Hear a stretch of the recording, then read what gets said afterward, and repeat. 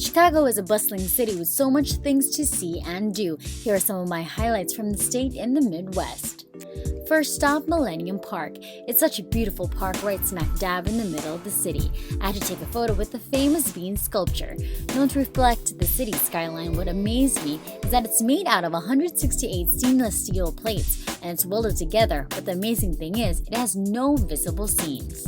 I had this thing for art museums and I decided to walk on over to the Art Institute of Chicago. Seeing Van Goghs and Monets, they just bring you to another state of mind.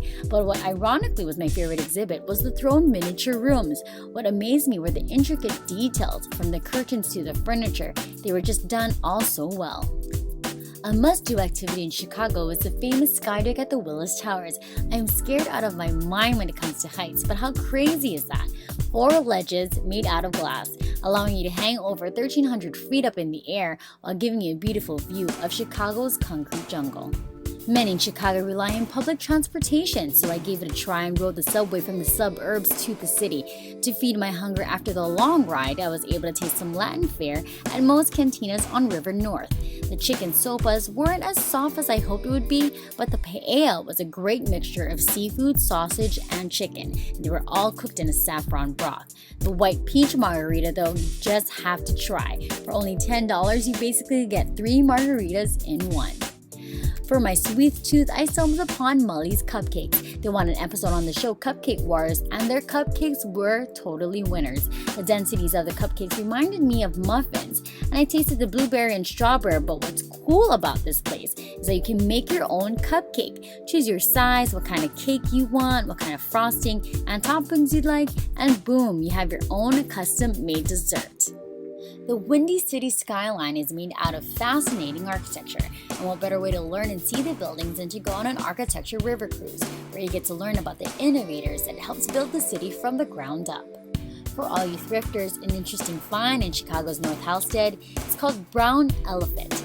The resale shop has several locations across Illinois, and the proceeds from the shops help people of the Brown Health Center, a place for the under or uninsured. I went back to see more art at the Museum of Modern Art. There's just something about art that helps you escape and it gives you a new perspective. Art enables us, I feel, to find ourselves, and it also helps us lose ourselves at the same time. They say that art imitates life, but sometimes I feel like it's life that wishes it was art.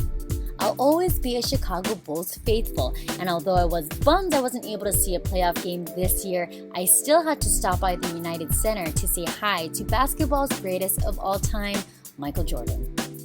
Last but not least, my favorite place to eat, Portillos and Barnelli's. Both eateries are run by the same family. Barnelli's, you have pasta, pizza, and salad, and when you're in Chicago, you just have to taste a hot dog, and Portillos has the one for you.